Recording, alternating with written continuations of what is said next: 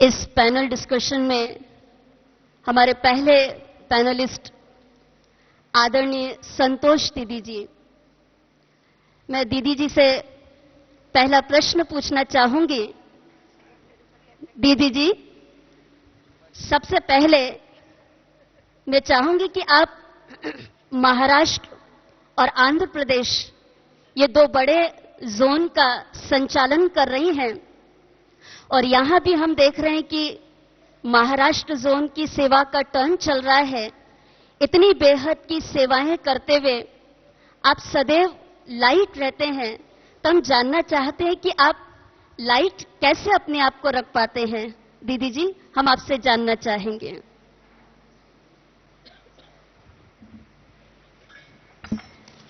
ओम शांति।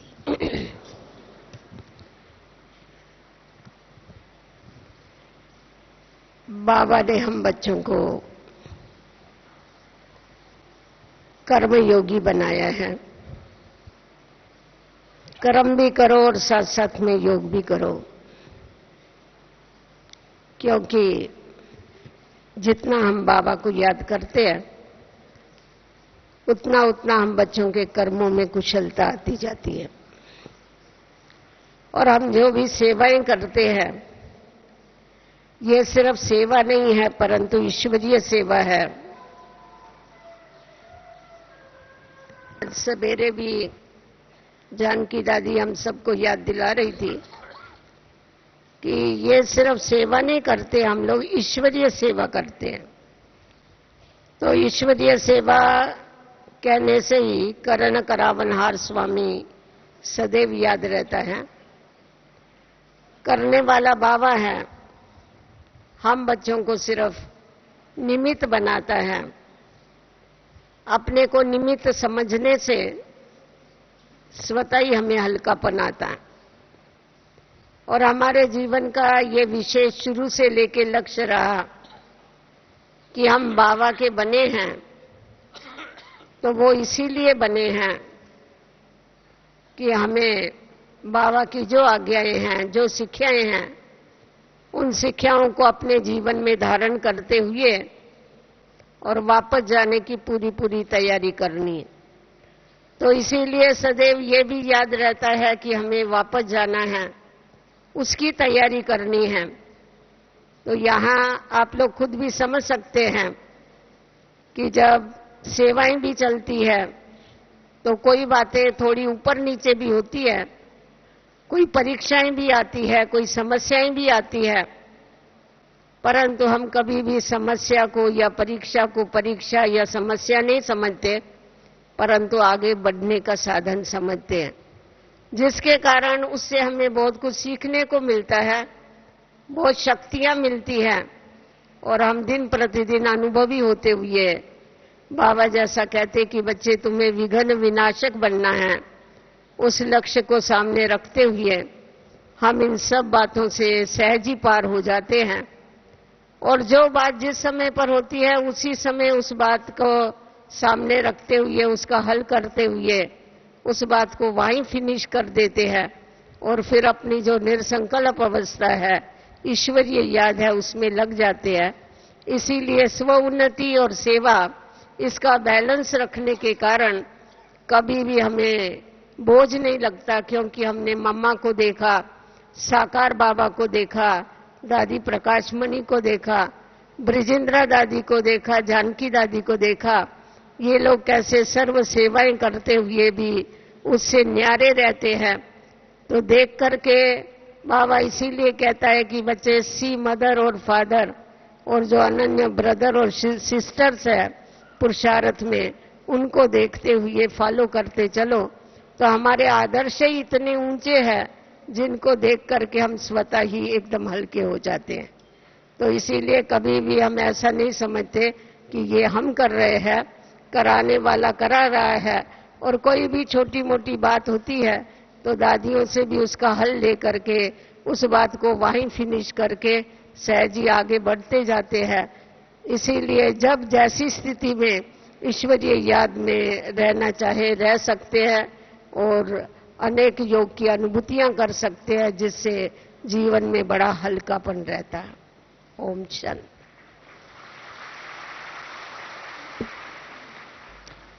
धन्यवाद दीदी, आपने हमें बताया कि सेवा और स्व उन्नति का बैलेंस रखते हुए आप कैसे लाइट रहते हैं। अब मेरा सवाल होगा डॉक्टर सतीश गुप्ता से। योग ही सारी बीमारी की एकमात्र दवा है, तो योग के प्रयोग द्वारा हम अपने स्वास्थ्य को कैसे स्वस्थ रख सकते हैं, आप बताएंगे डॉक्टर जी?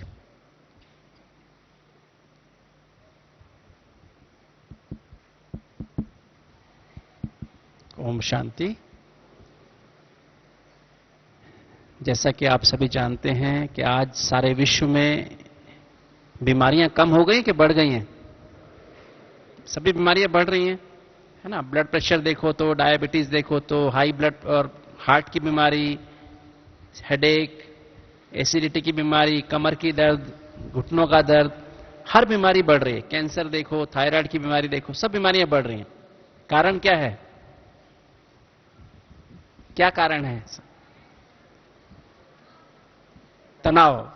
और आज ये साइंस ने क्लियरली प्रूव किया, इस पे बहुत रिसर्च हुई और ये प्रूव हो गया कि जितनी भी बीमारियां हैं 95% बीमारियों का कारण है तनाव, टेंशन, स्ट्रेस।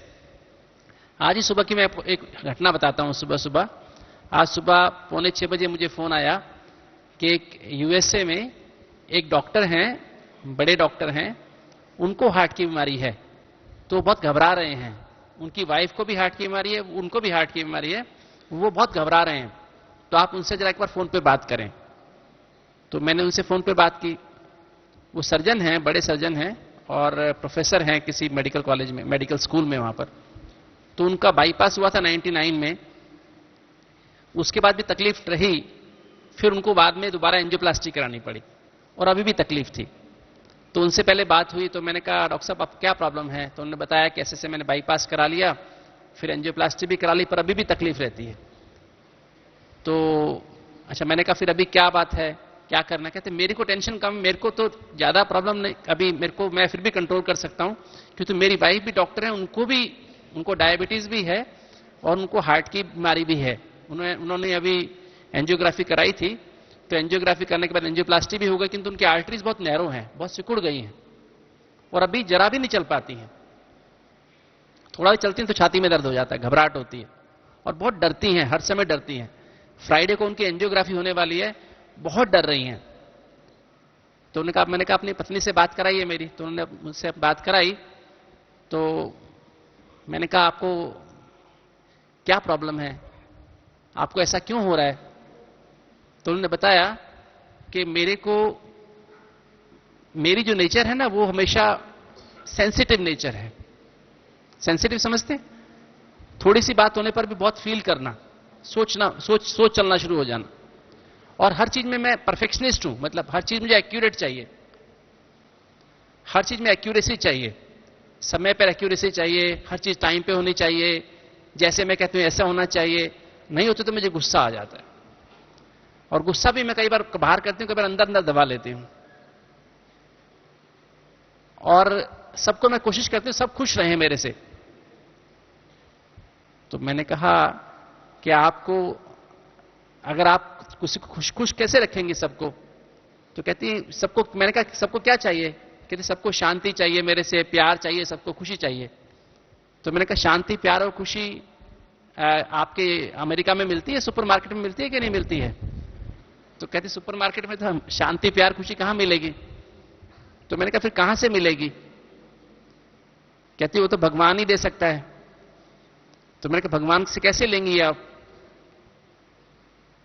तो फिर क्या, भगवान को याद करना पड़ेगा, भगवान को जानना पड़ेगा, है ना। तो मतलब मुख्य जैसे बात थी, उसकी दूसरी बात थी कि उसके अंदर पेशेंस नहीं थी। पेशेंस माना धीरज। तो ये कहावत है कि पेशेंस अगर आपके पास नहीं है तो आप एक दिन पेशेंट बनेंगे ही।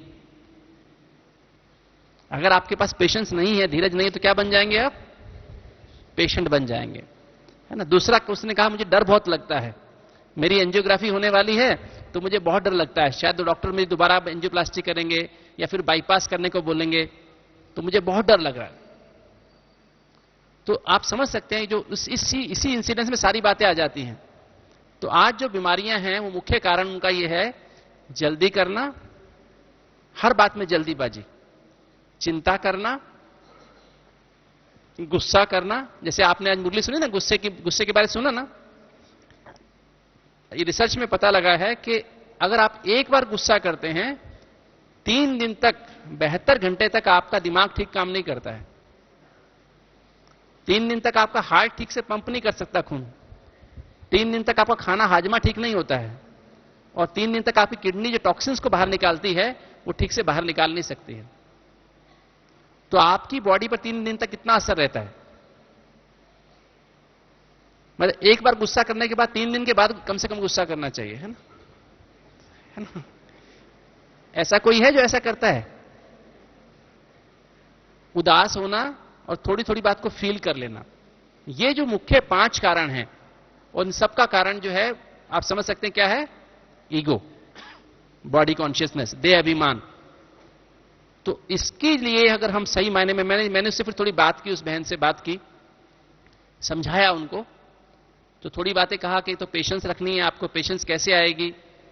किस तरह से अपने आप को क्या समझना है ना, अपने को आत्मा समझना है, और अपने आप को किस तरह से स्वस्थ माना ही क्या है।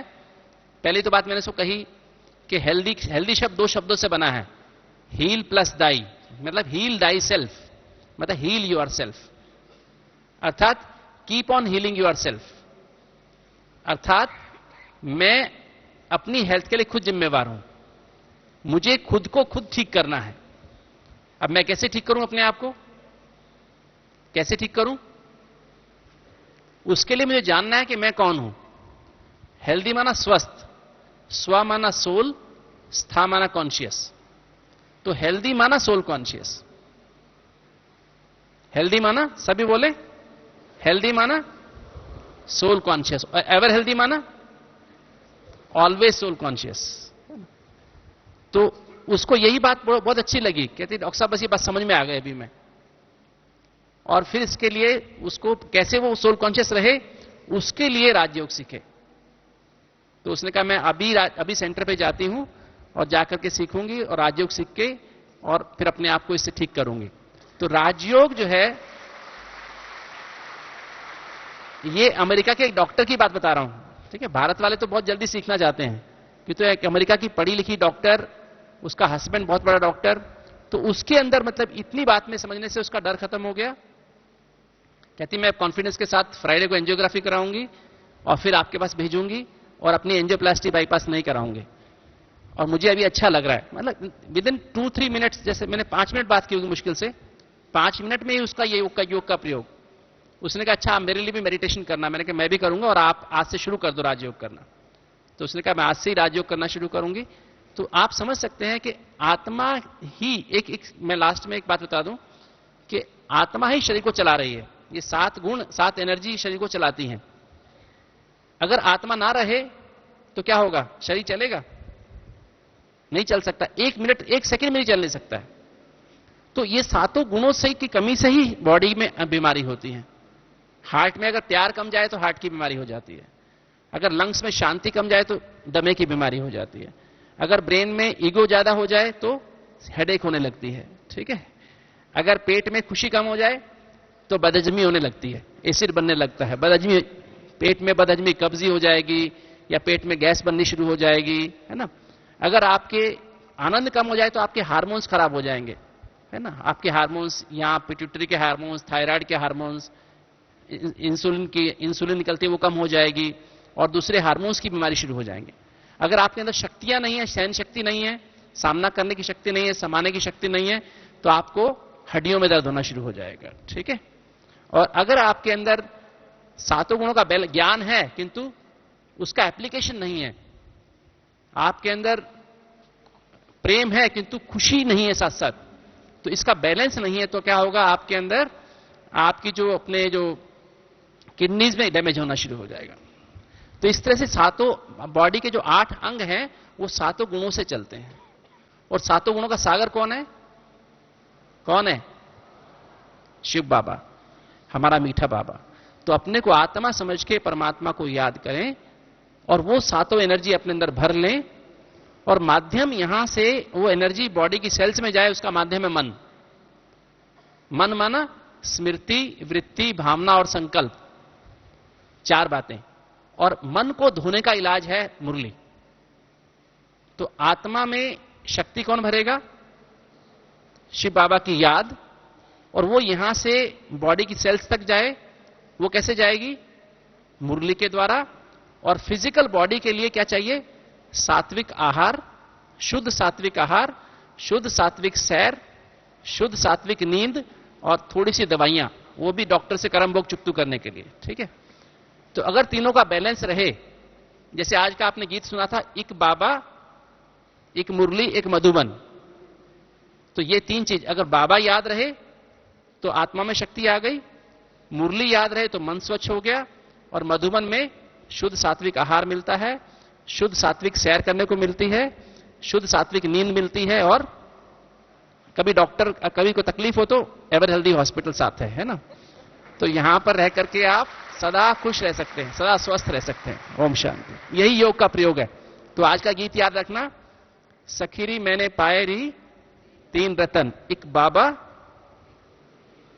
दूसरा एक मुरली मन को साफ करने के लिए, और मधुबन माना शुद्ध सात्विक आहार, शुद्ध सात्विक सैर, शुद्ध सात्विक नींद, और थोड़ी सी दवाई, ever healthy hospital. Om Shanti. शुक्रिया सतीश भाई, बड़ी सुंदर विधि आपने हम सभी के समक्ष रखी। अभी अशोक भाई, हम आपसे पूछना चाहेंगे, हमने सुना है कि आप इस बात को बहुत अच्छी तरह से स्पष्ट करते हैं कि एक समय आएगा जब सारे विश्व में भारतीय संस्कृति का ही साम्राज्य होगा। तो आज हमारे भाई बहनें भी उत्सुक हैं इस बात को जानने के लिए, इसके स्पष्टीकरण के लिए। हम आपसे सुनना चाहेंगे कैसे भारतीय संस्कृति का साम्राज्य सारे विश्व पर होगा। ओम शांति। प्यारे बाबा ने तो हमें यथार्थ रूप से सभी युगों के ज्ञान स्पष्ट सुनाया है, लेकिन जो उपलब्ध हमारे इतिहास का ज्ञान है वो मात्र 2 युगों का ही है, और उस ज्ञान में भी युद्धों की गाथाएं ही बहुत हैं। और बाबा हमें सुनाते हैं कि सतयुगी पावन सृष्टि होगी, यथा राजा तथा प्रजा सब प्रकार की समृद्धि होगी, और वो 2 कल्प 2 युग तक चलेगी, और सारे विश्व में भारतीय संस्कृति ही व्याप्त होगी। इसका अभी तक कोई धरती पर किसी रूप में कोई साइंटिफिक रिसर्च करके या उत्खनन करके कोई प्रमाण जुटाए जाए, ऐसा बहुत कम ज्ञान था। लेकिन जब बाबा आए तो उनके साथ साथ कुछ सबूत भी आने शुरू हो गए, और अब जब हम सतयुग के बहुत समीप आ पहुंचे हैं तो कुछ ऐसे अनुभव जीवन में देखने को मिले हैं। मैं 5-7 मिनट में 4-5 स्थानों की बातें सुनाऊंगा। जैसे आज से 3 वर्ष पहले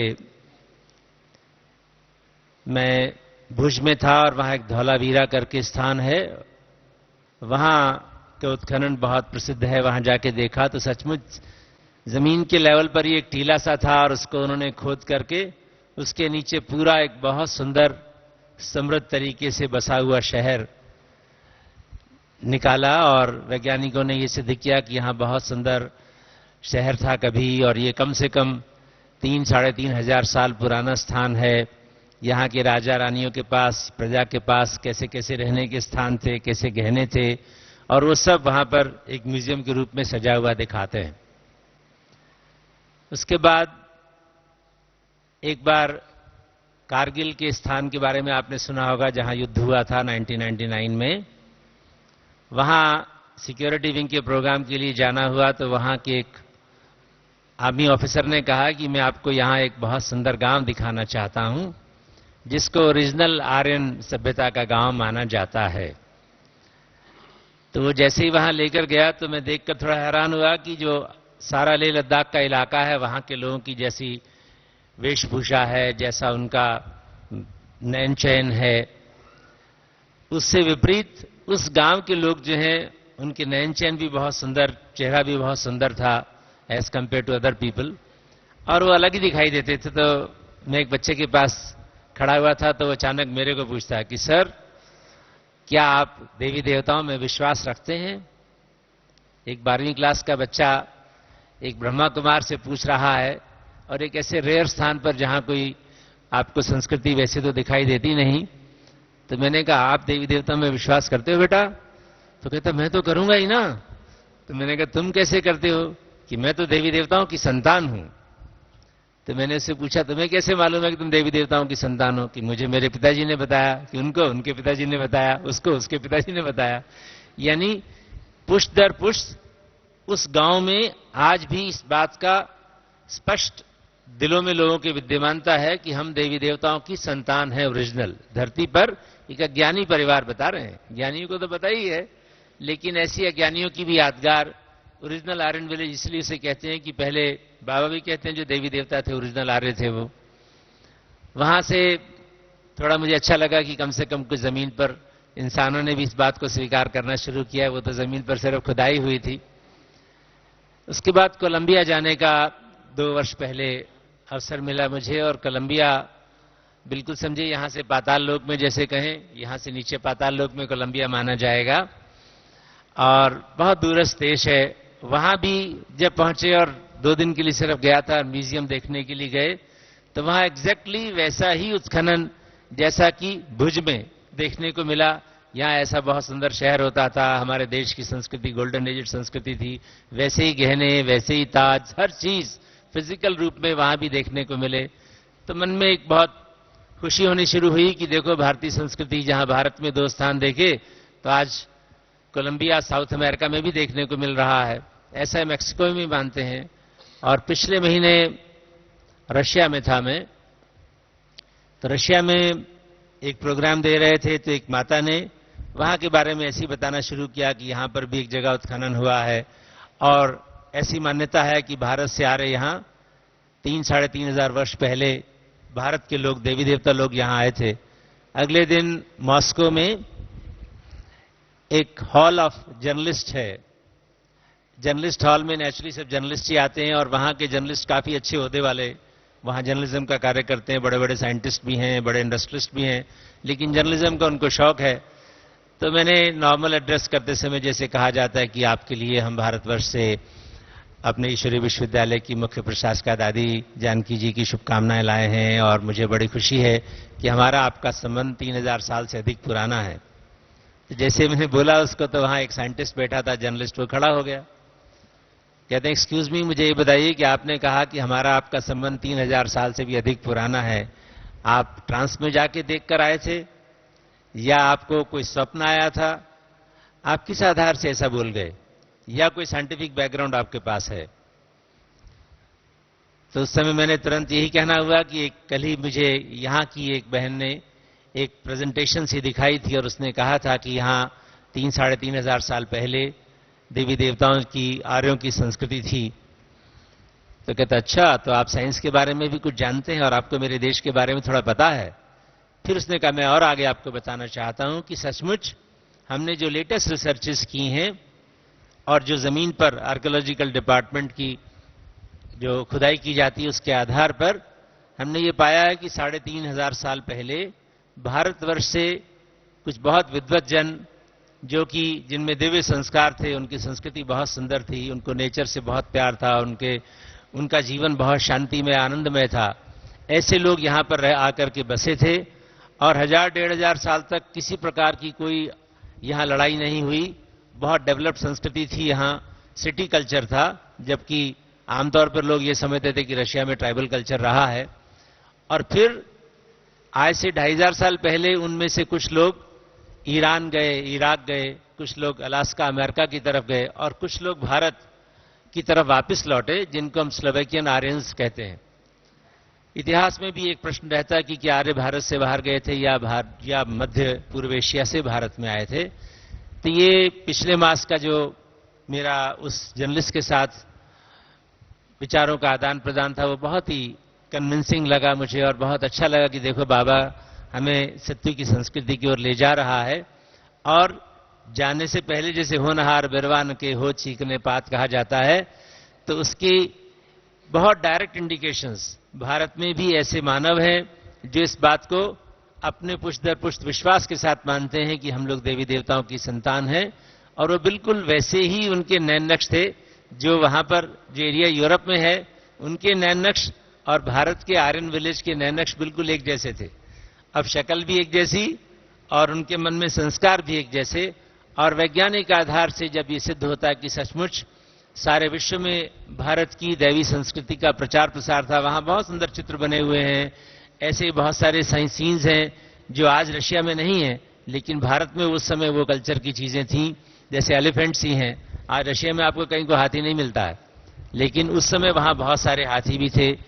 भारतीय संस्कृति के कुछ चीजें वहां थी जो दब चुकी, लेकिन अभी अनवील हो रही हैं। लोगों की शक्लें देखिए, बिल्कुल देवी देवताओं जैसे सजे सजाए वहां के उनकी शक्लें निकली हैं, वैसे ही उनके पास गहने, वैसे उनके पास समृद्धि। और अगर आज से कोई 3000 साल 3500 साल पहले की बात सुनाता है कि एक ऐसा कल्चर था जहां के लोग बड़े दिव्य प्रवृत्ति के लोग थे, कोई युद्ध की बात नहीं है, कोई हजारों साल कल्चर रहा, उसमें कभी लड़ाई ना हुई हो, ऐसा कोई इतिहासकार नहीं मानता है। लेकिन वर्तमान जो रिसर्चेज हैं वो इस बात को सिद्ध करती हैं कि सचमुच सतयुग और त्रेता युग की सभ्यता का विस्तार केवल भारत में ही नहीं था। वैसे भी भ्राता जगदीश जी से भी कई बार इस विषय में चर्चा हुई है। जब त्रेता का प्रारंभ होता है और जनसंख्या की वृद्धि होती है, करोड़ 2 करोड़ संख्या हो जाती है 9 लाख से बढ़कर, तो नेचुरली लोग बाहर जाते हैं, देवी देवता लोग, और अनेक स्थानों पर बसते हैं। तो उसका भौतिक प्रमाण देख करके, वैज्ञानिक प्रमाण देख करके बहुत आनंद आता है कि प्यारे बाबा ने हमको जो सुखद भविष्य के बारे में बताया है वो आज वैज्ञानिक आधार पर भी सिद्ध हो रहा है। और लोग इस बात से कन्विंस्ड हैं कि जरूर 3-4 हजार साल पहले एक बड़ी उदात्त प्रवृत्ति के लोग भारत में रहते थे, जिन्हें हम देवी देवताओं कहते हैं। वो लोग भी कहते हैं कि शक्लें उनकी, जैसे आप लोग हिंदुस्तान में देवी देवताओं की शक्लें दिखाते हैं, ऐसे ही उनके फीचर्स थे और ऐसे ही उनका कल्चर था। तो भारतीय कल्चर का सारे विश्व में एक रूपता के रूप में मान्य होना बहुत दिल को सुकून देता है और भी हमारी सुखद भविष्य की ओर जाने के लिए तीव्र पुरुषार्थ करने को अधिक हमको प्रेरित करता है। ओम शांति। बहुत बहुत धन्यवाद अशोक भाई। हमारे इस सत्र में पैनलिस्ट के रूप में आदरणीय उषा बहन जी भी विराजमान हैं। हम सभी करतल ध्वनि से उनका स्वागत करते हैं और प्रफुल्ला बहन से अनुरोध करूंगी तिलक और फूल के द्वारा दीदी का स्वागत करें। आपकी खूबियों से भी मैं आपको परिचित करा देती हूं। आदरणीय उषा बहन जी, आप मुंबई गामदेवी सेवा केंद्र एवं उससे संबंधित कई सेवा केंद्रों का बहुत सुंदर संचालन कर रही हैं। कला एवं संस्कृति प्रभाग की आप नेशनल कोऑर्डिनेटर हैं। देश विदेश में आपने बाबा की सेवाओं को बहुत ही रूप से योगदान दिया है सेवाओं को आगे बढ़ाने में। तो मैं पुनः स्वागत करती हूं उषा बहन जी का। अगले प्रश्न के लिए मैं अशोक भाई को कहती हूं।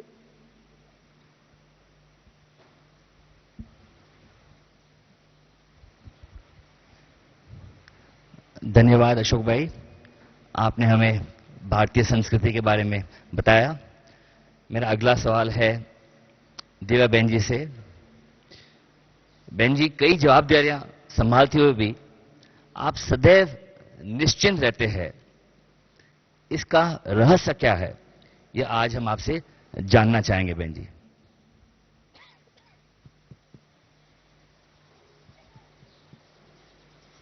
ओम शांति।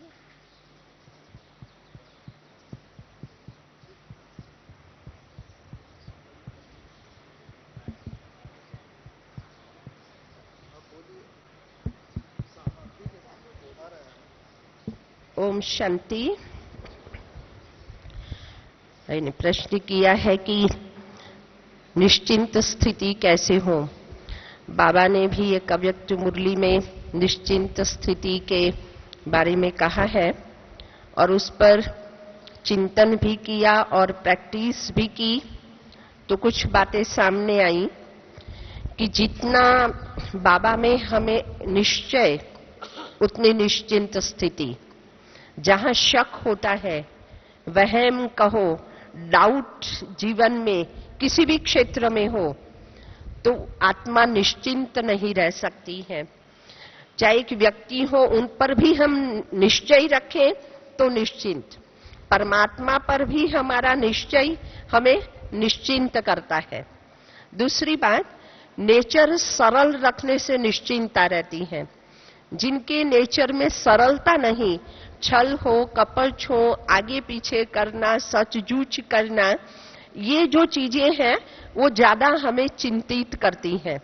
लेकिन सरलता, सीधापन स्वभाव में हो तो वो आत्मा को निश्चिंत रहने में ये चीज हमें मदद करती है।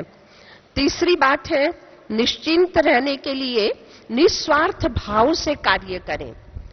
जब कोई भी कार्य करते हैं लौकिक अलौकिक में, बाबा सेवाओं के लिए भी कहते हैं कि सेवा करो, उसमें भी स्वार्थ की भाव को रख करके सेवा नहीं करो कि ये करने से मुझे कुछ मिलने वाला है या मिले इसलिए मैं करूं, ये न हो। लेकिन निर्दोष निस्वार्थ भाव से मुझे कार्य करना है तो आत्मा उससे निश्चिंत रहती है। चौथी बात है कि निश्चिंत रहने के लिए चाहिए निमित्त भाव, कि हम कर रहे हैं ये नहीं, कार्य बाबा का है, करवा भी बाबा रहा है और कार्य भी उन्हीं का ही है। करने की शक्ति देने वाला, करने की समझ देने वाला वो भी बाबा ही है। जब बाबा को ही हर कार्य में हम सामने रखते हैं तो उस कार्य के लिए निश्चिंत रहते हैं कि कार्य उनका है और वो जरूर सफल करवाएगा ही और संपन्न होना ही है, इसमें डाउट का कोई सवाल नहीं। तो निश्चिंत। मुझे याद है कि बोरीवली भवन का एक मेगा प्रोग्राम था और उसमें जब हम मीटिंग कर रहे थे तो कुछ भाई को प्रश्न उठा कि इतने सारे कार्य हैं, अब बड़े दादी जी नहीं आने वाले थे तो अब इतने लोग इकट्ठे होंगे या नहीं। तभी भी मैंने ये कहा था एक ही सेकंड में कि मुझे तो वो दृश्य दिखाई दे रहा है कि इसमें संपन्नता और सफलता मिलनी ही है। उसके लिए 1% भी डाउट नहीं है कि इतने लोग मेगा प्रोग्राम में इकट्ठे होंगे या नहीं, उस बात में बहुत निश्चिंत हूं। और रियली देखा कि उस प्रोग्राम की वैसी सफलता रही। कार्य बाबा का है, करवा हो रहा है तो सफलता तो उसमें होनी ही है। तो ऐसी कुछ बातों को हम धारण करके चलें, बुद्धि में रख करके चलें तो हम अपने आप को निश्चिंत रख सकते हैं। लास्ट बात कि कोई भी कार्य, कितना भी बड़ा कार्य हो, सारी रिस्पॉन्सिबिलिटी अपने सर पर न रखें, लेकिन उस रिस्पॉन्सिबिलिटी को हम बांट दें, विश्वास रखें, समझ दे दें, ऊपर ध्यान रखें, लेकिन उस रिस्पॉन्सिबिलिटी को सबको बांट दो तो खुद फ्री हो जाओगे। तो फिर निश्चिंत नहीं रहेंगे तो क्या होगा। ओम शांति। धन्यवाद दिव्या बहन जी। निश्चिंत स्थिति की बड़ी सुंदर बातें हमारे समक्ष रखी आपने। जो भाई बहने बीच में से उठ रहे हैं, मैं उन सभी को कहना चाहूंगी कि बड़े अनुभवी रत्न हमारे बीच में हैं। बहुत सुंदर प्रश्नों के उत्तर अपने अनुभव के आधार से हमें सुना रहे हैं। अगर आप सभी बैठे रहेंगे तो इसका पूरा लाभ भी ले सकेंगे। मैं मोहन भाई आपसे पूछना चाहूंगी कि आपने 1962 से 1969 तक साकार बाबा की पालना ली और उसमें भी 17 और 18 जनवरी 1969 ये 2 दिन अब पूरा समय बाबा के अंग संग रहे और उस समय बाबा की आपने वो कर्मातीत स्थिति का भी अनुभव किया। तो वो कर्मातीत स्थिति जो बाबा की उस समय थी, वो अनुभव हमारे बीच रखें।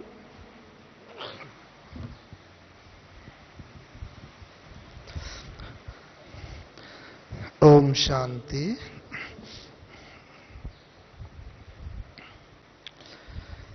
जैसा कि बहन जी ने बताया, हमें वो सौभाग्य प्राप्त हुआ है साकार बाबा के साथ रहने का, और विशेष करके उन अंतिम 2 दिनों का जब बाबा संपूर्ण कर्मातीत अवस्था को प्राप्त कर चुके थे।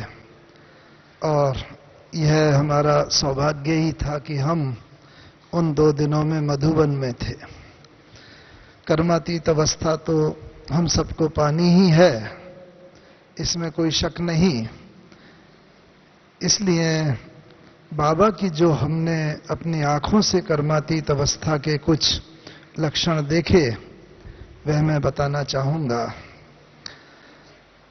जब आत्मा कर्मातीत अवस्था के निकट होती है तो एक हमने यह अनुभव किया कि उसके सम्मुख जाने पर, चूंकि वो आत्मा इतनी देही अभिमानी स्थिति में होती है, जिस तरफ भी देखती है उसके अंग अंग से वाइब्रेशन, उसके नैनों से दृष्टि और संपूर्ण शरीर से ऐसे वाइब्रेशन निकलते हैं कि दूसरा भी विदेही बन जाता है।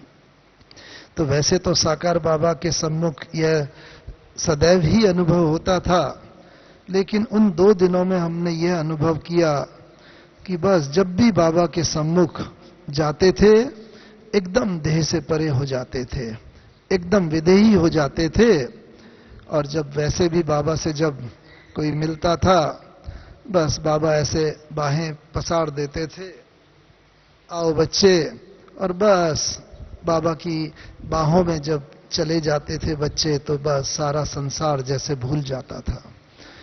तो हम आत्माओं को भी इतनी आत्माभिमानी स्थिति बनाने की प्रेरणा सदा हमें अपने को देनी है कि हम जितने आत्मिक स्थिति में स्थित होंगे, तो दूसरा भी जो हमारे सम्मुख आएगा तुरंत विदेही हो जाएगा, अशरीरी हो जाएगा।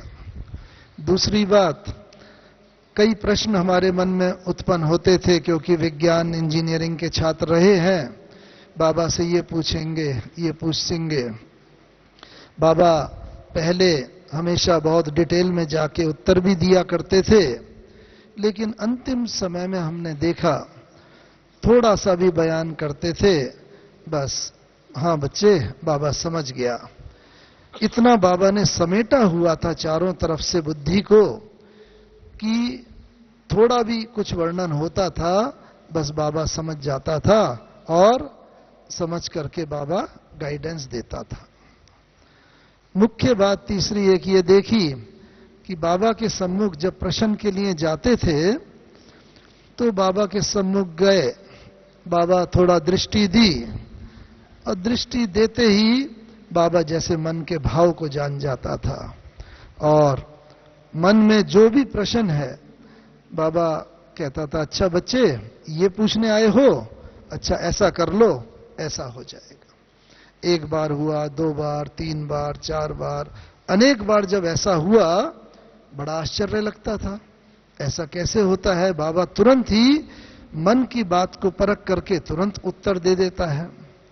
तो हमारी मनमोहनी दीदी जी थे, उनसे के सम्मुख हमने जब यह प्रश्न रखा, तो दीदी ने बड़ा अच्छा उत्तर दिया कि देखो, जब हम इच्छा मात्रम अविद्या बन जाते हैं, हमारे अपनी कोई भी इच्छा नहीं होती, हम दूसरे की इच्छा को तुरंत पढ़ सकते हैं और उसकी इच्छा को संपूर्ण कर सकते हैं। तो इसीलिए बाबा सदैव हम बच्चों को कहता है, ये दुनिया पुरानी विनाश होने वाली है, खत्म होने वाली है, इसकी कोई भी इच्छा न रखो। और वो प्रत्यक्ष बाबा में देखा, बस बाबा के सम्मुख जाते थे, बाबा ने देखा, उसका समाधान दिया, और फिर बाबा विदेही हो जाता था। और बाबा ने देखा संपूर्ण कर्मातीत स्थिति का लक्षण कि बाबा मधुबन में जब मिलता था पार्टियों से, या तो क्लासरूम में हिस्ट्री हॉल में, या कभी छोटे कम होते थे तो बाबा के कमरे में, या कभी कभी बाबा झोपड़ी में भी मिलते थे। तो जब बाबा के पास गए, बाबा के पास जाते थे तो ब्राह्मणी टीचर इंचार्ज बोलते थे, बाबा बाबा। तो बाबा भले बैठे हैं, आंख खुली हुई है, लेकिन जैसे बाबा कहीं और है बुद्धि से। तो जब टीचर बोलती थी तो बाबा को जैसे एक झटका सा लगता था, है बच्ची कुछ कहा? तो भौतिक रीति से भले बाबा यहां था, लेकिन 1 सेकंड में बाबा वहां, 1 सेकंड में यहां। कितनी बार ये अनुभव किया। और जो बाबा अभी हम बच्चों को ये अभ्यास कराना चाहता है कि बस 1 सेकंड देह में आए, कर्म किया और फिर विदेही बन जाओ। ये प्रैक्टिकल में बाबा का अनेक बार देखा कि बाबा इस शरीर में आके विदेही थोड़ा पार्ट बजाया, बच्चों को मिले, टोली खिलाई, गोदी दी, फिर बाबा जैसे विदेही हो जाता था। ये बाबा का प्रैक्टिकल में देखा। और क्या देखा, अंतिम दिन का वर्णन मैं करना चाहूंगा। 18 जनवरी की शाम का वर्णन। बाबा वैसे नॉर्मली क्लास मधुबन में हमेशा रात को 9 बजे होता है, लेकिन उस दिन बाबा को ये प्रेरणा आई और बाबा ने ये बताया, बोला कि भाई सबको बता दो आज बाबा क्लास जल्दी कराएगा। तो बाहर 1 घंटा रखा रहता था, उस पर अनाउंस कर दिया गया और सभी जो भी थे मधुबन वासी और 1-2 पार्टी वाले सब आ गए और 8, सवा 8 के करीब बाबा क्लास में आए। बस उस दिन का बाबा का स्वरूप भी ऐसा जैसे कोई लाइट का फरिश्ता चल रहा है। बिल्कुल श्वेत वस्त्रधारी तो होते ही हैं, लेकिन बाबा आए, क्लास में संदली पर बैठे, बाबा ने मुरली चलाई। और उस दिन की मुरली की विशेषता ये थी, वैसे तो सर्दी का मौसम था, बाबा को खांसी भी कई बार आती थी।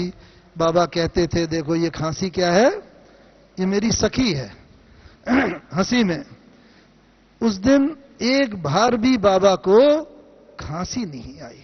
पूरी मुरली बाबा की इतनी फ्लो में चली, क्योंकि अंतिम साकार मुरली कर्मातीत अवस्था को बाबा ने प्राप्त किया हुआ। और ये इस बात का प्रमाण है कि जब आत्मा कर्मातीत बन जाती है तो सब कर्म भोग के ऊपर योग बल हमारा संपूर्ण विजय प्राप्त कर लेता है। तो भले अभी हमारे शारीरिक व्याधियां हों, कोई तकलीफ देते हो, लेकिन उसकी अनुभूति, दुख की, अशांति की अनुभूति न हो। और ऐसा बाबा का प्रत्यक्ष देखने में मिलता था। बाबा के सम्मुख एक चित्र था लक्ष्मी नारायण का, श्री कृष्ण का। बस बाबा को इतनी खुशी, बच्चे देखो, खुशी में बच्चों को खग्गियां मारनी चाहिए। बाबा कई बार करके दिखाते थे, बच्चे मालूम है खग्गियां कैसे होते हैं, ऐसे ऐसे करके बाबा बताते थे। और चेहरे से, नैनों से, पूरे शरीर के अंग अंग से खुशी प्रकट होती थी। इतना पुराना शरीर, व्याधियां, लेकिन बाबा के चेहरे से, वाणी से कभी रिफ्लेक्ट नहीं। और बाबा, देखो बच्चे, कल बाबा जाके ये बनेगा, ऐसा बनेगा। वो बाबा ने हमें सिखाया। अभी चाहे हमारी कोई भी परिस्थिति हो, आर्थिक, भौतिक, सामाजिक, कुछ भी हो, लेकिन हमारी बुद्धि में यह रहे, कल मैं जाके ये बनने वाला हूं, बस। और जैसे ही हमारी बुद्धि में कल हमारा संपूर्ण स्वरूप आ जाएगा, देवी देवता का स्वरूप, तो यहां की सब बातें दुख अशांति की भूल जाएंगी और हमारी बुद्धि में यही रहेगा कि बस मुझे जाना है। और अंत में मैं एक बताना चाहूंगा कि बाबा ने उस दिन 18 जनवरी के बाद मुरली चला के बाबा हॉल से बाहर गए। ये भी कर्मातीत अवस्था का लक्षण। बस बाबा को हो, आज मैं बच्चों को संपूर्ण शक्ति से भर दूं। बस बाबा ने दृष्टि दी, फिर बाबा गए 1 कदम, फिर घूम के, फिर बाबा ने सबको दृष्टि दी।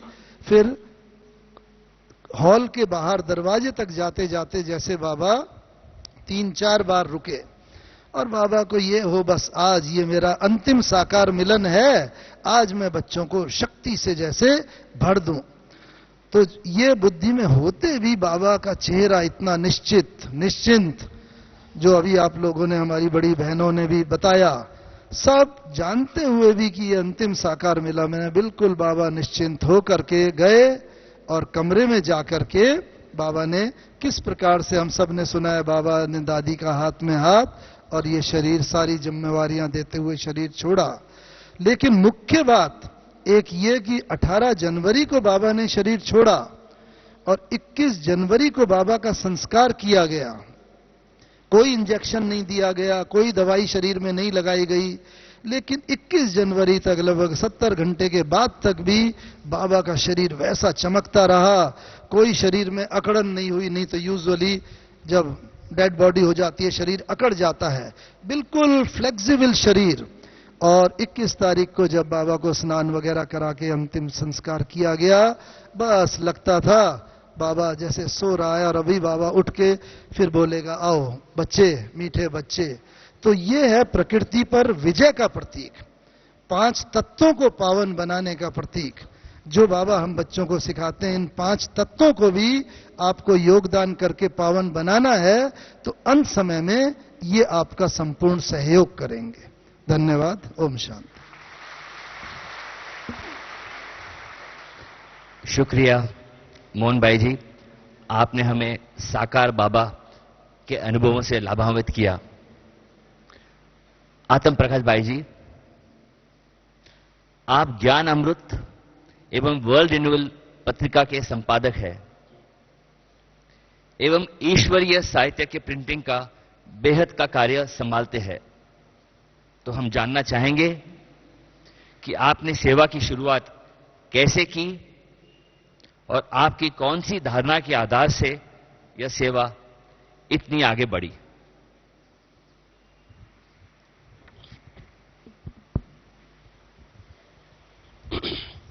ओम शांति।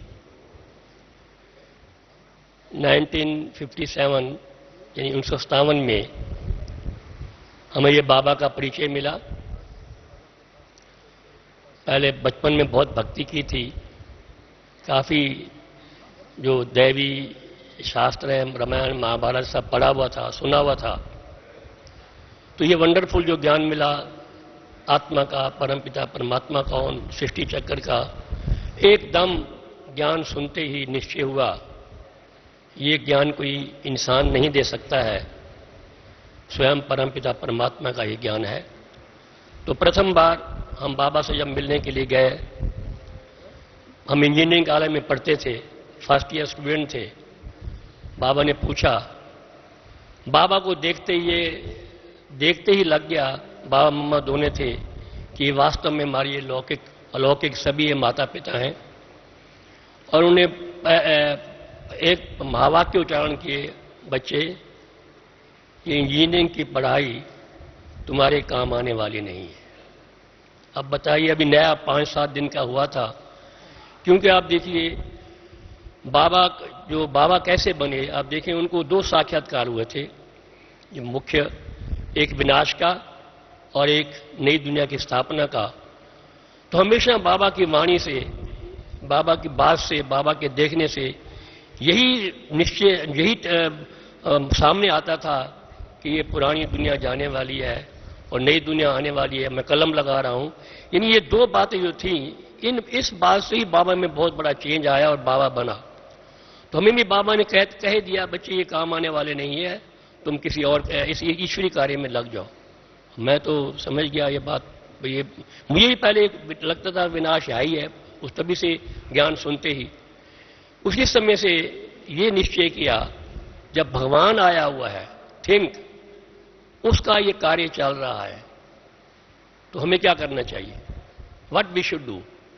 ये निश्चय किया, जो बाप का कार्य, जो भगवान का कार्य, वो हम सब बच्चों का कार्य, जो वो कार्य हम बच्चों को भी उसी कार्य में मददगार बनना है।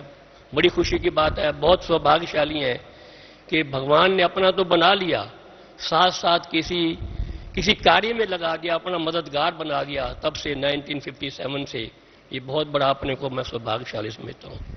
तो हम फिर जब इंजीनियरिंग कॉलेज की स्टडी पूरी की, इसी बीच में बाबा ने एक मुझे लेटर लिखा कि बच्चे मैंने इंग्लिश में लेटर लिखा और बाबा ने इंग्लिश में जवाब दिया। फर्स्ट लेटर मेरा था कि मैंने लिखा, बहुत बैराग था, बहुत मोमेंटम था, बहुत तेजी सी, कि दादियां बहुत आगे चलेगी, हम तो बहुत पीछे आए हैं, बहुत समय बीत गया है, हमें बहुत जल्दी था, बहुत फोर्स था कि कोई भी हमारे सामने परीक्षा भी नहीं आई। सब बाबा ने, मैंने लेटर लिखा, बाबा I don't want to become design buildings and but I want to become corner stone of the edifice which you are erecting. जो आप बना रहे हैं, सत्व की जो दुनिया का महल बना रहे हैं, उसमें मैं एक पत्थर बनना चाहता हूं। फिर मैंने कहा I don't want to design roads and highways but I want to run to the highway leading to Param Dham and Sukhdham. इस प्रकार से लेटर लिखा। बाबा ने कहा बच्चे शांत रहो, थोड़ा धीरे रखो, और इंग्लिश में कहा बच्चे you give this knowledge to को इंजीनियर्स एंड योर लौकिक फैमिली। तो मैंने यही जो बाबा कहते थे वैसे करना शुरू कर देते थे। इसी प्रकार से हमारी पूरी लौकिक फैमिली ज्ञान में आ गई और कई को इंजीनियर्स भी बहुत ज्ञान में आ गए। तो हम इंजीनियरिंग कॉलेज पास करने के बाद हम बाबा के पास अपने परिवार सहित आए। हमारा लोग परिवार में माता पिता भाई सब आए। तो बाबा ने कहा बच्चे कि ठीक है, कोई आपको गवर्नमेंट जॉब नहीं करना है, तुमको मुझे दादा जगदीश जी के पास भेज दिया। यानी बाबा हम कितने त्रिकालदर्शी परख कितनी जबरदस्त थी कि इंजीनियर है कुछ। हमारे लोग के पिताजी ने कहा, मम्मा से कहा, मम्मा अगर ये नौकरी भी कर जॉब भी करेगा तो पैसे तो यज्ञ में देगा, उसमें दरकार भी थी। मम्मा ने कहा नहीं, जो बाबा ने कहा है कि तुमको ये कार्य करना है, उस कार्य में बाबा ने हमको ब्रदर जगदीश जी के पास भेजा। वहां ट्रेनिंग ली, वहां बहुत कुछ कार्य हुए।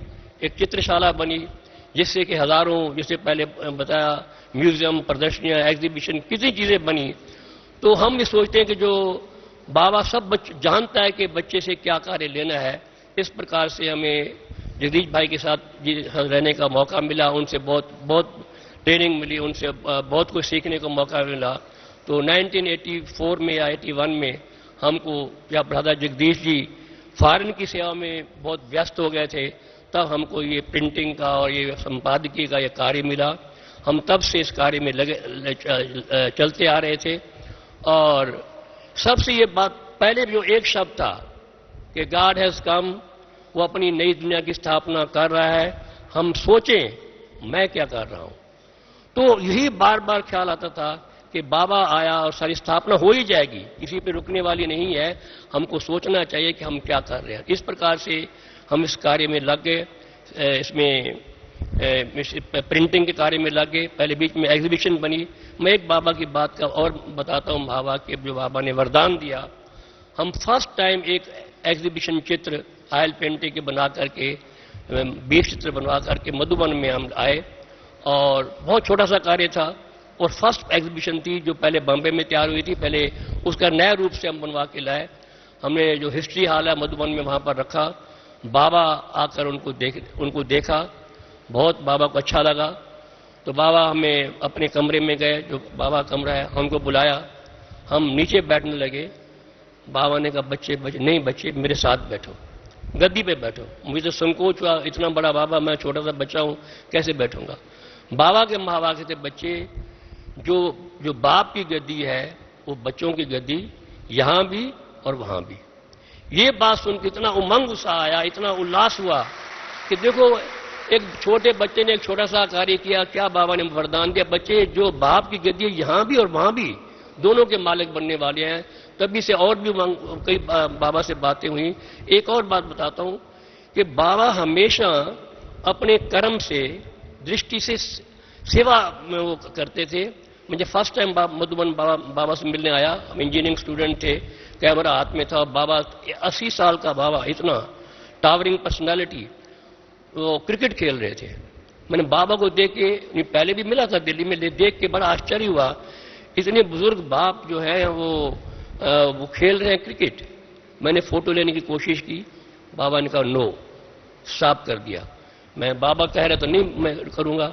बाबा ने कहा बच्चे महावा के उच्चारण किए, बच्चे मेरा फोटो तो आएगा नहीं। मेरा मीन शिव बाबा का। और ये तन क्या है, तन तो बहुत पुराना है, इससे फोटो की क्या दरकार है। यानी कहने का मतलब है बाबा हर बात में, हर एक्शन में हम बच्चों को यानी गुण मूर्त और धारणा मूर्त बनाए, देही अभिमानी बनाने की कोशिश करते थे बजाय इन चीजों के। तो इस प्रकार से बाबा से मिलते हुए इस उसमें प्रिंटिंग में हम चलते रहे। बहुत 1965 से इस प्रिंटिंग का एक्सपीरियंस हमको होता चला गया। तो पहले तो हम दिल्ली में थे, उसके बाद जब ये बहुत विस्तार हुआ और सर्विस यानी सेंटर ऑफ सर्विसेज जो मधुबन बन गया, एग्जीबिशन लगने, वो क्या नाम, कॉन्फ्रेंस होने लगी, तो फिर हमको विचार किया और बहुत सेवा बढ़ने लगी। वहाँ जगह बहुत स्थान कम था, तो हमें विचार आया कि क्यों ना हम शांति वन, अभी नया नया बना नहीं था, कुछ भी नहीं यहाँ पर था, तो हमने शांति वन में ये दादी और बाप दादा की आज्ञा से और सब बड़े भाइयों की आज्ञा से शांति वन में प्रिंटिंग प्रेस लगा।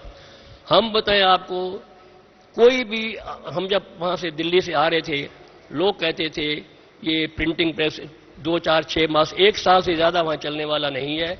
प्रिंटिंग बड़ी टेक्नोलॉजी है, बहुत कुछ है, कंप्यूटर्स है, यहाँ कुछ था ही नहीं। परंतु हम बताएं आपको कि ये सारा जो है कराने वाला,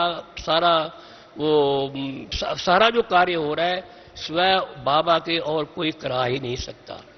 हम बताएं आपको, एक बड़ी दादी से मिलना हुआ, मैं बड़ी दादी से एक बातचीत, हम रोज मिलते थे रात्रि को, दादी हम तो बाबा के भोले भाले बच्चे हैं, ये तो बड़े बड़े महारथी हैं, हम बहुत भोले हैं।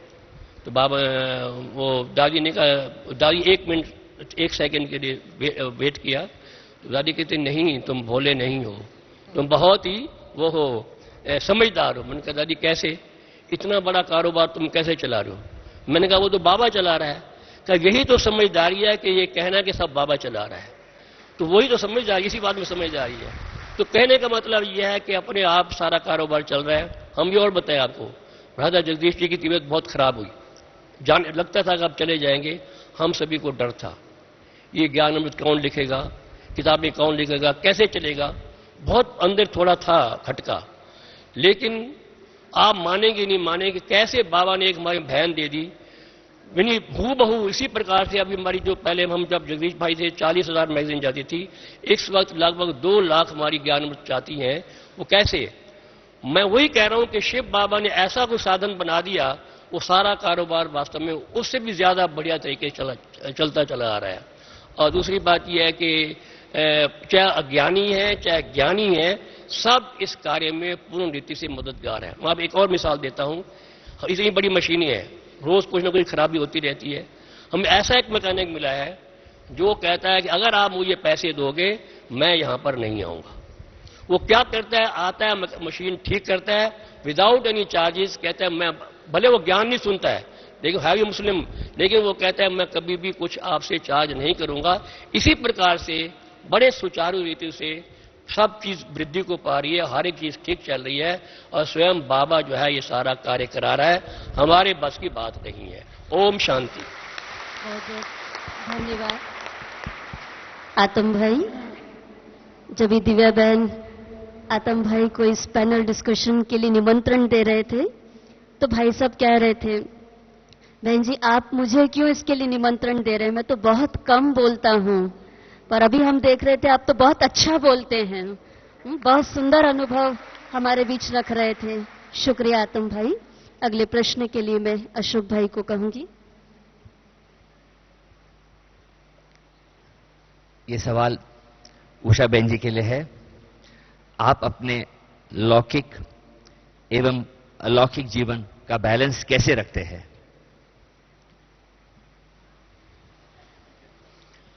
ओम शांति। हमको तो लास्ट मोमेंट पर सब पैनल वाले बैठ गए थे पैनल स्टेज पर, तभी हमको संदेशा मिला कि आपको भी इधर आना है, संतोष बहन ने बुलाया है। तो हमारा तो कार्य जो चल रहा था, इसके बीच में मैं एक्स्ट्रावेगेंस करके आ गई हूं और वैसी रीत से बाबा हमको लौकिक और अलौकिक में बैलेंस करना सिखा नहीं रहा है, परंतु चला रहा है। हम जानते कुछ भी नहीं थे। शुरू में बहुत छोटी एज में शादी करके हम आए, पता भी नहीं था कौन ब्रह्मा है, कौन शिवा है, कुछ भी पता नहीं था। परंतु बाबा के प्यार में आ गए। बाबा ने इतना प्यार दिया, इतना प्यार दिया कि हमको तो बस लगता ही नहीं था कि कोई और दुनिया में है। बस एक बाबा और हमारा परिवार, लौकिक परिवार, दूसरा हमारे संसार में कोई था ही नहीं। फिर धीरे धीरे समझ आई, सेवा की समझ आई। तो सेवा की समझ में भी पता नहीं था कुछ भी कि इसको सेवा कहते हैं, इसको ज्ञान कहते हैं, इसको योगा कहते हैं। सिर्फ हमको यही था कि हमारा ये बाबा का कार्य है, हमको करना ही है। उसी समय थोड़ी बेसमझी की लाइफ भी तो थी, परंतु बाबा ने बहुत बेसमझ को समझदार बना करके, बैलेंस करवा करके चलाया और इतना सेवा कराया। देश विदेश में, कल्चरल विंग में, स्पार्क के अंदर, जूरिस्ट विंग के अंदर और हर स्टेज पर बाबा ने हमारा भाषण रखवाता था। तो ऐसे ऐसे चलते चलते आज हम ऐसी जगह पर पहुंचे हैं कि अभी बाबा तो चले गए, परंतु चले नहीं गए हैं। हमारे बीच में बाबा बैठा है और बाबा बैठ करके हमारे को, मुझ आत्मा को चला रहा है। मैं बाबा को हमेशा सवेरे उठती हूँ या दिन में भी मैं बाबा को जब याद करती हूँ तो बाबा से यही हमारी बात होती रहती है, रूरियान होती रहती है कि मीठे बाबा, जैसे मुझे आपने चलाया है, ऐसे कभी नहीं कहा है कि ऐसे चलो वैसे चलो। कभी भी बाबा ने ऐसे नहीं कहा है कि संसार में रहते कमल पुष्प समान जियो। अभी कमल पुष्प तो बिगर सुगंध का है, कैसे हम जिएंगे। परंतु बाबा हमको कैसे जीना है वो खुद ही बताता था। एक बार मम्मा ने कहा, आओ उषा, तेरे को 7 दिन का मैं कोर्स कराती हूँ।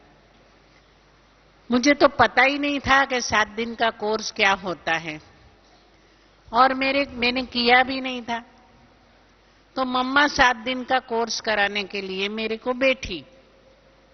मम्मा 7 दिन का कोर्स करा रही थी और मैं बैठ के पलंग पर, मम्मा कुर्सी पर बैठी थी, मैं पलंग पर बैठी थी और मैं बैठ के हाँ जी हाँ जी हाँ जी कर रही थी। फिर क्या कराया, 2 दिन कराया होगा मुझे क्लास, 2 दिन सिर्फ 2 दिन क्लास कराया होगा। बोला, मम्मा ने कहा हो गया तेरा कोर्स। मैंने बोला ठीक है। अभी क्या कराया वो भी पता नहीं, क्या समझाया वो भी पता नहीं, परंतु मेरे को मम्मा ने ऐसी ताकत दिया। कैसे मम्मा ने ताकत दिया वो मैं एक बताती हूँ मिसाल, कि हम मम्मा के साथ एक बार घूमने के लिए गए थे। उस समय मम्मा जरा भी बीमार नहीं थी। उस समय समुद्र का किनारा था, एकदम नीमा शाम थी और हम 5-7 लोग गए थे। तो फिर मम्मा ने कहा, उषा आज गीत गाओ ना, दिल होती है गीत गाओ तुम। तो मैंने बोला ठीक है। मैंने गीत गाना चालू किया।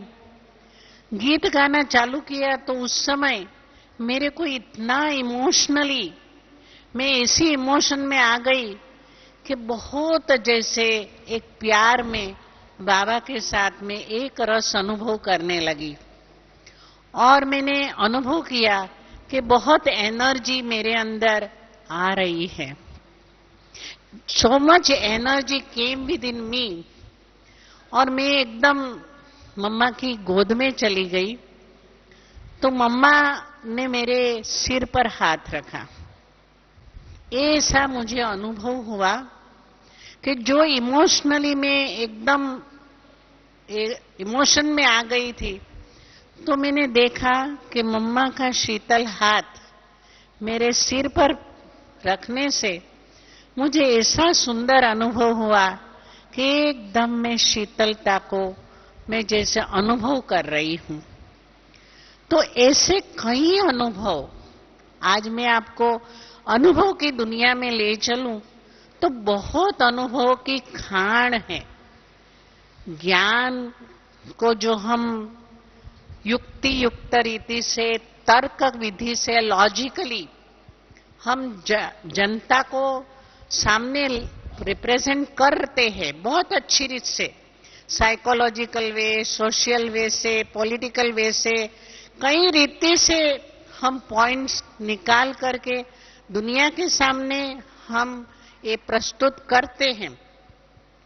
परंतु जो अनुभव होता है और जो अनुभव से परमात्मा की ब्लेसिंग का जो अनुभव, ब्लेसिंग और उसकी जो अनुभूतियां जीवन में होती है, ये सचमुच ही जो ज्ञान का दर्शन जो होता है, इनसे कई गुना अधिक ये बातें होती हैं। तो मैं आपको आज के दिन पर ये सुनाना चाहती हूं कि संसार में रहते हुए भी कैसे हम बैलेंस रखें, इसके लिए सहज से सहज रास्ता ये है कि प्रभु को सौंप दो। प्रभु को सौंप दो तेरा संसार की चाबी। तो सौंपने से वो संभाल लेगा कि बेटा तेरे को इधर चलना है, इधर नहीं चलना है। कितनी भी तैयार होकर के बैठेंगे जाने के लिए, परंतु बाबा अपने आप ही ऐसे रोक लगा लेगा जो बात मत पूछो।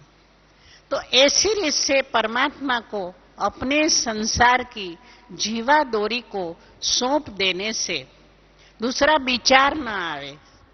परमात्मा को बस तू ही मेरा सहारा है, तू ही मेरा आधार है, तू ही मेरा खेवैया है।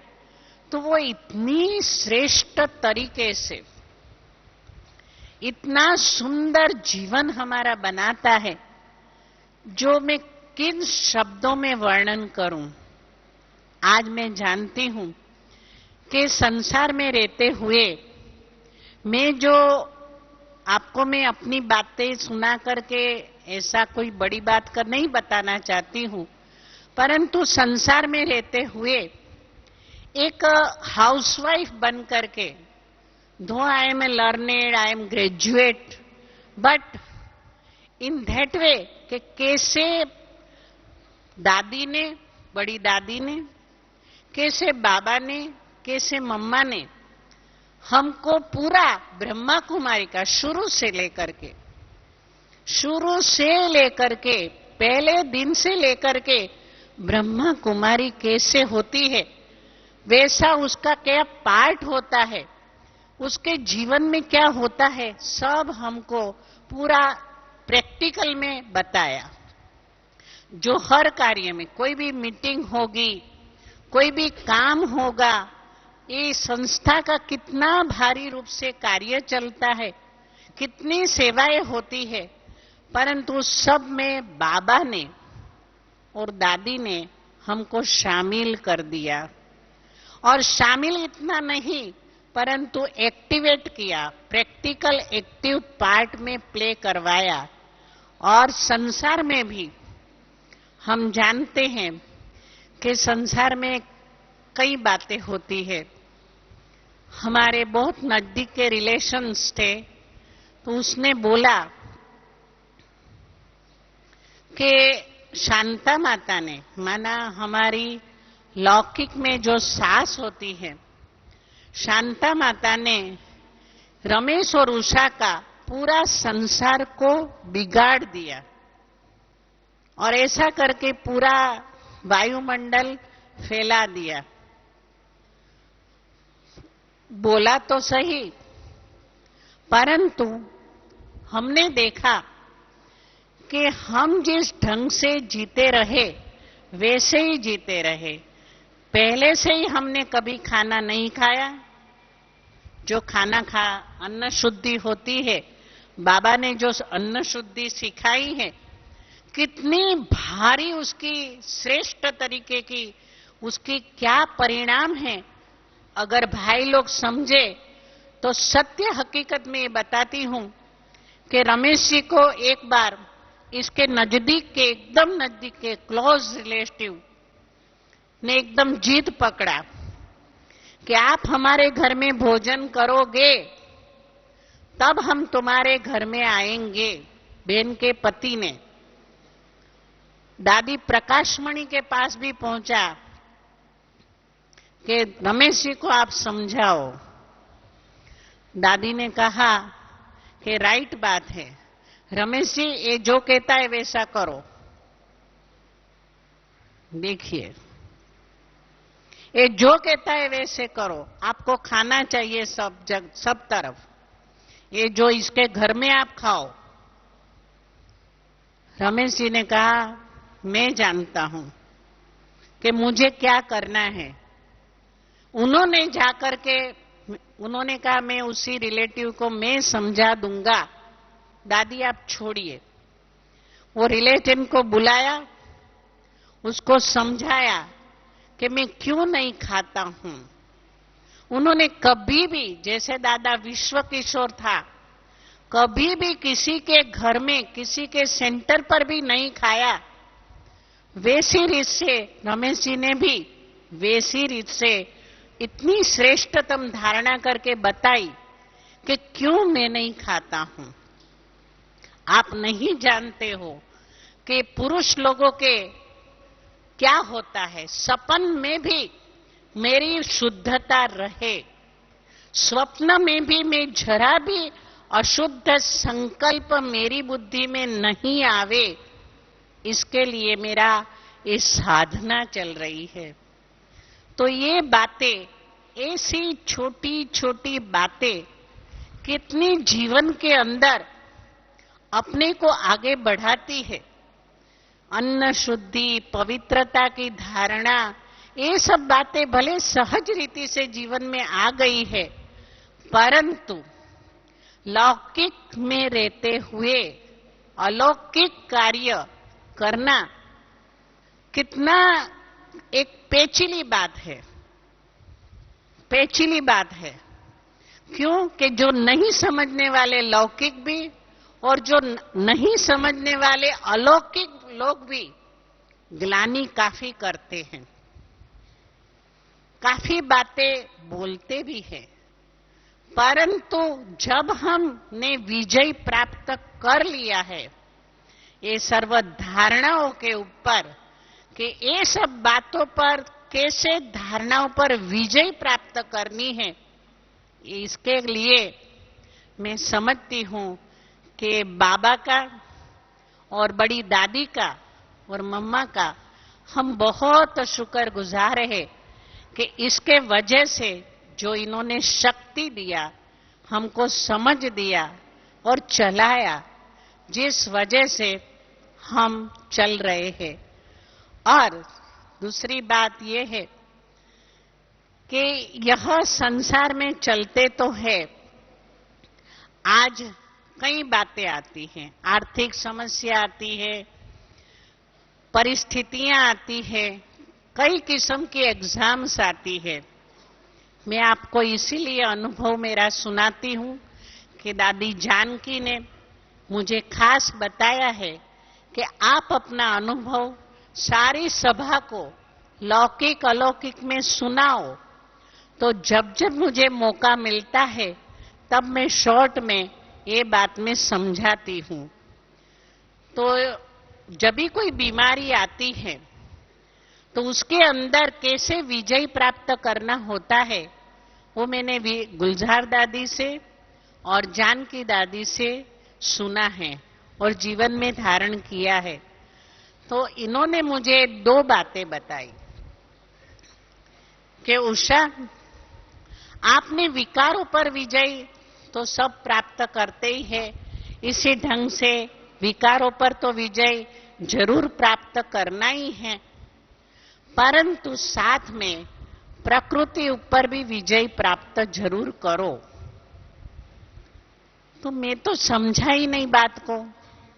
बीमारी चल रही थी और उसमें मुझे ये पूरा इतना बड़ा कार्ड भेजा, बहुत बहुत हमारा ध्यान रखते थे। तो उसमें मुझे लिख कर के भेजा कि प्रकृति पर विजय किसको कहा जाता है। तो प्रकृति हम दुनिया की समझते हैं, परंतु वास्तव में प्रकृति हमारे शरीर की है। तो शरीर की प्रकृति पर विजय पाने के लिए क्या करना चाहिए, ये बहुत मीठी रीति से बाबा ने, अव्यक्त बाप दादा ने और दादी जानकी ने और गुलजार दादी ने हमको तैयार कर लिया।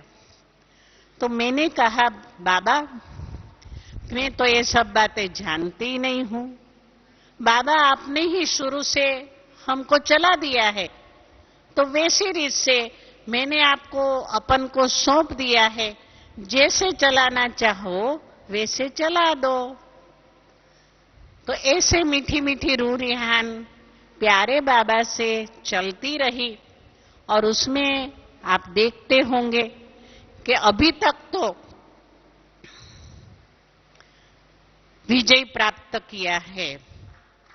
और मीठे बाबा को सौंप देने से कोई भी परिस्थिति आवे, कितनी भी समस्या आवे, बस मेरा तो क्या एक शिव बाबा, दूसरा न कोई। बोलो, हम कल्चरल विंग के हैं। मेरा तो शिव बाबा एक, दूसरा न कोई। बोलिए,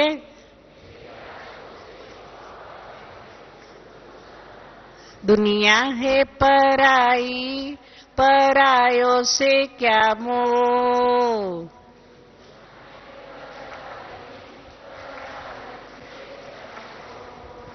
मेरा तो शिव बाबा एक, दूसरा न कोई।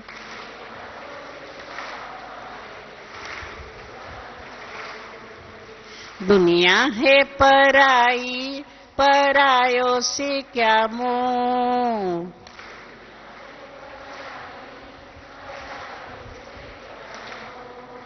मेरा तो शिव बाबा एक, दूसरा न कोई।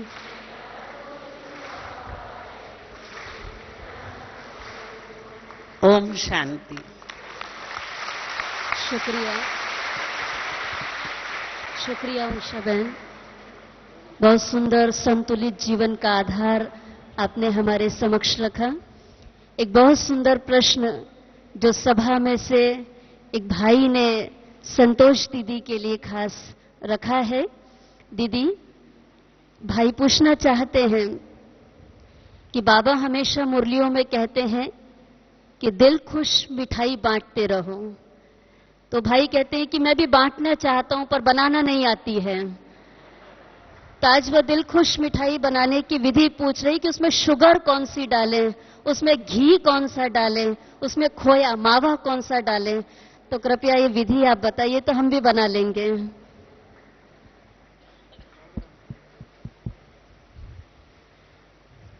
अभी 1:19 हुए, भूख लगी है, इसीलिए दिल खुश मिठाई आपको याद आई। अच्छा, अभी इसकी रेसिपी लिख के लेना और बनाना साथ साथ में। बाबा, हाँ, बाबा हम बच्चों को कहते हैं कि बच्चे सदैव दिल खुश मिठाई जो है वो बिगर खर्चा बनती है। आजकल महंगाई के जमाने में खर्चा तो करना नहीं है हमें। तो अभी आप चालू कीजिए दिल खुश मिठाई बनाना। अपने बुद्धि रूपी बर्तन को जरा साफ कीजिए। उसके बाद उस बर्तन को आप योग की सेगड़ी के ऊपर चढ़ा दीजिए। अभी उसमें थोड़ा ज्ञान का घृत घी डालिए। डाला सबने? अच्छा, अभी हिलाना छोड़ना नहीं ऐसा। अभी फिर ज्ञान का घी डालने के बाद उसमें संतुष्टता का थोड़ा खोवा डालिए। डाला?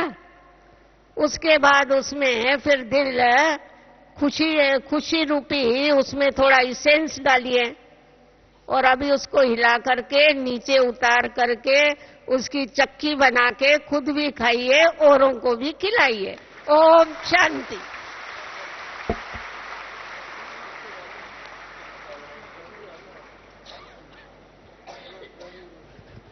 बहुत बहुत धन्यवाद संतोष दीदी। डॉक्टर गुप्ता से सवाल है कि आदरणीय दादी जी के साथ आपका क्या अनुभव था एवं दादी जी के जीवन दर्शन से आपको क्या प्रेरणा मिली, थोड़ा संक्षिप्त में बताइए हमें। ओम शांति। दादी जी को आप में से कुछ लोगों ने देखा होगा। दादी जी के साथ मुझे लास्ट के कुछ समय रहने का मौका मिला, कुछ वर्ष। तो दादी कैसे हमारे देखते देखते फरिश्ता बन गई। दादी मर्यादा पुरुषोत्तम तो शुरू से थी, किंतु दादी सत्यता की मूरत थी, पवित्रता की मूरत थी, निर्भयता की मूरत थी। जब दादी जी बीमार हुए लास्ट में, तो दादी के हालांकि शरीर में बीमारी थी, किडनी में भी खराबी थी, डायबिटीज थी, दिमाग की नसों में भी थोड़ी कमजोरी आ गई थी, लंग्स में भी तकलीफ थी। किंतु दादी का अगर हमें कोई छोटी सी बीमारी होती तो हमारी बुद्धि उसी में लगी रहती, मन उसी में लगा रहता है। क्योंकि दादी का हमेशा ये देखने में आया कि जैसे वो दादी शरीर से उपरांत रहती थी। इधर भी ड्रिप है, इधर भी ड्रिप है, इधर भी मॉनिटर लगाया, इधर भी मॉनिटर लगा हुआ है, और सारी बॉडी पे सूजन भी जैसे आ गई थी आखिरी में। तो किंतु दादी जी सदा मुस्कुराती रहती थी। ऐसा हो सकता है क्या? मुझे कलाम साहब का एक बार ईमेल आया कि दादी की आप तबीयत कैसी है, आप मुझे लिख के भेजें। तो मैंने लिखा ईमेल में कि मैं ऐसे व्यक्ति के पास हूं जिसके रोम रोम में बीमारी का अंश है, बीमारी है, किंतु वो मुस्कुरा रही हैं। तो ऐसी थी हमारी दादी। और कभी भी जब, हालांकि हम बॉम्बे हॉस्पिटल में रहे, साथ में रहे, दादी को वेंटिलेटर लगा हुआ था, पहले मुख से और फिर बाद में यहां ट्यूब से वेंटिलेटर पे दादी जी थे। तो दादी कहते, दादी अभी आपसे मिलना चाहते हैं कोई। तो दादी कहती, तुरंत बैठ जाती थी, उठ के बैठ जाती थी, मिलाओ। हालांकि श्वास दिक्कत थी, हार्ट की धड़कन ऊपर नीचे थी, बीपी नहीं ऊपर नीचे होता था, किंतु शरीर से एकदम अटैच, जैसे बाबा कहते देह और देह के संबंधों से उपराम। फिर दादी जी कभी बैठे होते थे ऐसे, तो मैं दादी से पूछता था, कि दादी के पास ही बैठ रहता था मैं अधिकतर। तो दादी से पूछता, दादी क्या करती? दादी बैठे बैठे मुस्कुराने लगती थी। और फिर दादी से पूछता, दादी आप कहां थे? इशारे से, मुख से नहीं बोल पाती थी। दादी कहती ऊपर। तो दादी इस तरह से, दादी के अंत के जो दिन थे, बहुत दादी निरंतर बाबा की याद में खोई रहती थी। और जो देवताओं के गुण है ना, कौन कौन से गुण है? सर्वगुण संपन्न, 16 कला संपूर्ण, संपूर्ण निर्विकारी, मर्यादा पुरुषोत्तम, अहिंसा परमो धर्मा। दादी के जीवन से सर्वगुण संपन्न की स्टेज, सत्यता का गुण, पवित्रता का गुण, निर्भयता का गुण, वो तो मैंने जीवन में कितने साल मैंने देखा। 1989 के बाद मैं बहुत, 1989 से लेकर अभी तक 2007 तक मैं दादी के बहुत ही क्लोज देखता रहा। दादी को यज्ञ में इतने सारे, दादी चंद्रमणि ने शरीर छोड़ा, और भी बहुत सारी बातें ऊपर नीचे होती थी। तो दादी का मैं देखा, दादी का ब्लड प्रेशर 1 मिलीमीटर भी ऊपर नीचे नहीं होता था।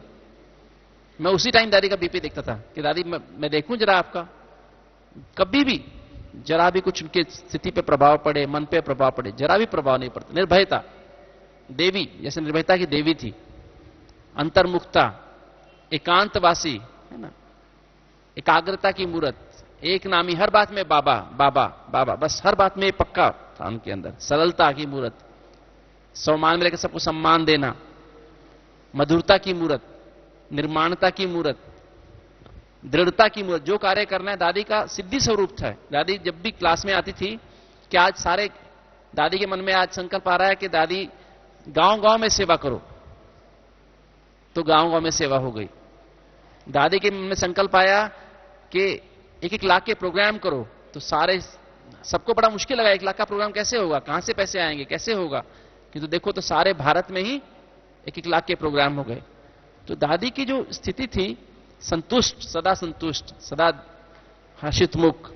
तो दादी की लास्ट के दिनों की तो हालत ये थी कि दादी के जब लास्ट में जब दादी गए, सभी जानते हैं दादी जब गए, तो दादी वो एक ही आत्मा थी जिसके सामने जब दादी ने शरीर छोड़ा, उस समय दादी के आसपास सबके सब, हमारी सभी बड़ी दादियां, सभी बड़े भाई बहन, सभी बड़ी बहनें, सबके सब वहां थे। तो दादी ने सबके बीच में शरीर छोड़ा। और आज भी दादी प्यार की मूर्त थी, हमें सिखाती थी एक बात, प्रैक्टिकली मुख से कम बोला किंतु प्रैक्टिकल जीवन से सिखाया, हर एक बात सिखाई। तो दादी से हमने, जब मुझे याद आता जब कैट प्रोजेक्ट शुरू हुआ, लास्ट में मैं ये बता दूं, जब हार्ट का प्रोग्राम शुरू हुआ 1998 में शुरू हुआ, 97 में उसका उद्घाटन हुआ था पहली बार। तो जब उद्घाटन दिसंबर 27 को हुआ था, दादी ने मुझे कहा, मुझे बुलाया, मुरली के बाद कहा मुझे मिलना। तो दादी के पास दादी बैठी थी, अपने मीटिंग रूम में बैठी थी, साथ में मुझे बिठाया। तो दादी कहती, गुप्ता जी अभी आपका हार्ट का प्रोग्राम शुरू होने वाला है, क्या करेंगे इस प्रोग्राम में आप? तो मैंने कहा दादी लोगों को सिखाएंगे हम कैसे हार्ट के कैसे किस कारण हार्ट की बीमारी होती है, हार्ट की आर्टरी क्यों ब्लॉक होती है, हार्ट अटैक क्यों होते हैं, जल्दी चिंता, गुस्सा, उदासी से हार्ट अटैक होते हैं, जो लोग हर काम में जल्दीबाजी करते हैं, गुस्सा करते हैं, थोड़ी थोड़ी बात को फील कर लेते हैं, अपनी मन की टेंशन को शेयर नहीं करते हैं, अंदर इकट्ठी करते जाते हैं, खान पान का परहेज नहीं करते हैं और वॉकिंग नहीं करते हैं, देर से सोते देर से उठते हैं, उनको हार्ट अटैक होते हैं। तो दादी ने कहा, गुप्ता जी आप ये जो बातें बताने जाएंगे उनको बताएंगे, आज से उनको धारण करना शुरू करो। पहले 2 महीने धारण करना अपने आप, गुस्सा 2 महीने नहीं करना, चिंता 2 महीने नहीं करना, जल्दीबाजी 2 महीने नहीं करना, फिर उनको बोलना, खान पान का परहेज करना, फिर उनको बोलना। तो मैंने कहा मैं तो बुरा फंसा।